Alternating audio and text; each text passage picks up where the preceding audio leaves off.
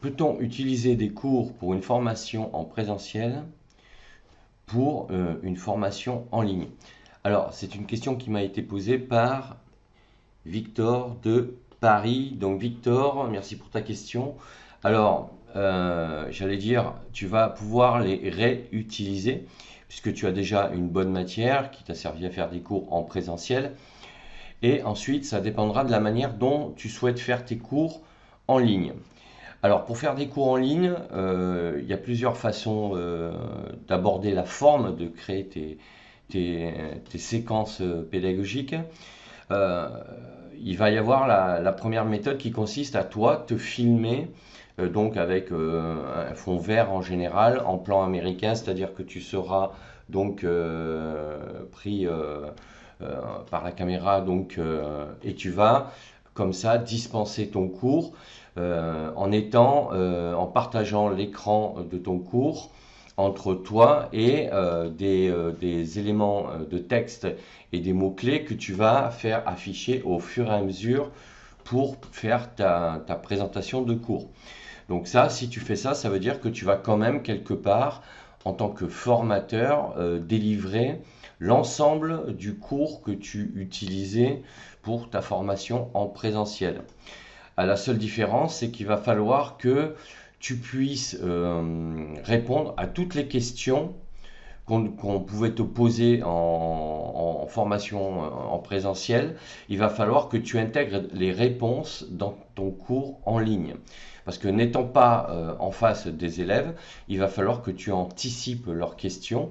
Et si tu es déjà habitué à donner un cours sur une certaine thématique, tu connais déjà plus ou moins les questions récurrentes qu'on pouvait te poser sur tes contenus.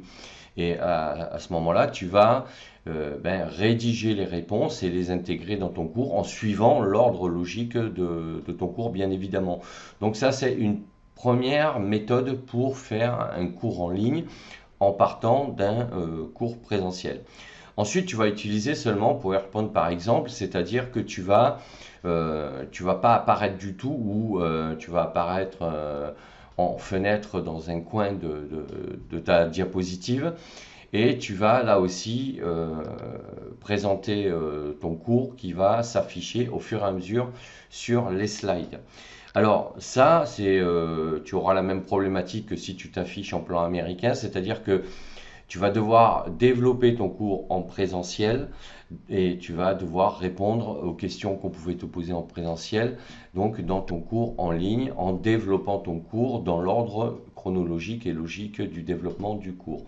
Donc en fait, sur le principe général, si tu as un cours en présentiel, c'est déjà très bien puisque tu as déjà une grosse matière que tu vas pouvoir juste aménager et ajuster en rajoutant des éléments dans ton cours qui correspondent aux réponses que tu pouvais apporter aux questions qu'on te posait en présentiel. Parce que là, cours en ligne, tu peux pas répondre. Donc il faut que tu donnes déjà ces informations. Donc pour te donner une idée, si tu avais un cours en présentiel de 30 slides ou 50 slides, on va dire allez 50 slides, pour un format en ligne, ton cours va faire à peu près entre de 80 à 120 slides, d'accord? Ça dépendra de la durée de ton cours, bien évidemment, et du contenu aussi de ce que tu délivrais.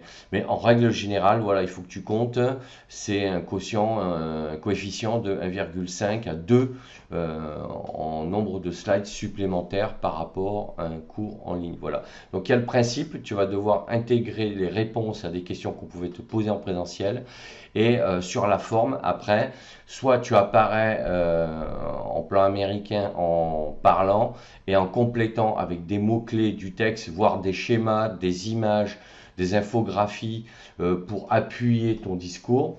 Soit tu n'apparais pas sur le slide, hein, c'est juste un PowerPoint avec le texte qui défile et toi tu commentes en voix off, donc le texte, et tu peux éventuellement apporter des commentaires complémentaires à ce qui apparaît sur les slides, et après sur les slides où tu apparais en miniature en bas d'écran ou pas du tout, c'est pas gênant. Moi je préfère que si soit tu fais un cours en apparaissant en plan américain, soit tu fais un cours avec des slides, et à ce moment-là, bon, c'est pas forcément utile d'apparaître en miniature parce que autant utiliser toute la place de l'espace d'un slide PowerPoint parce que c'est déjà pas très grand. Mais bon, ça après, ça dépend. Moi, j'ai fait aussi des formations où j'apparaissais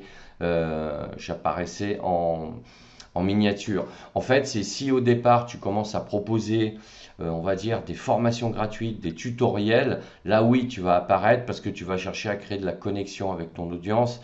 Et le fait de te voir, ça va être beaucoup plus important en termes de relation avec ton audience que si tu n'apparais pas. En revanche, après, si tu vends des formations, une fois que les gens te connaissent et qu'ils t'achètent tes formations, tu n'auras plus besoin d'apparaître si tu utilises le format du slide en pleine page, quoi. Donc voilà ce que je voulais te dire, Victor. Donc n'hésite pas à me dire en commentaire si j'ai répondu à ta question. Et pour les autres, c'est pareil. N'hésitez pas à me dire si vous êtes dans ce cas-là. Ça veut dire que quelque part, vous avez déjà une activité de formateur en présentiel et que vous souhaitez basculer sur une activité de formation en ligne. Et c'est très bien et c'est ce que je vous conseille fortement à faire pour augmenter votre audience. En sachant qu'avec une activité en ligne, vous pouvez toucher des gens dans le monde entier grâce à Internet. Donc voilà, donc je vous dis à bientôt pour d'autres vidéos. N'hésitez pas à vous abonner à la chaîne, à mettre un pouce bleu vers le haut et je vous dis ciao ciao.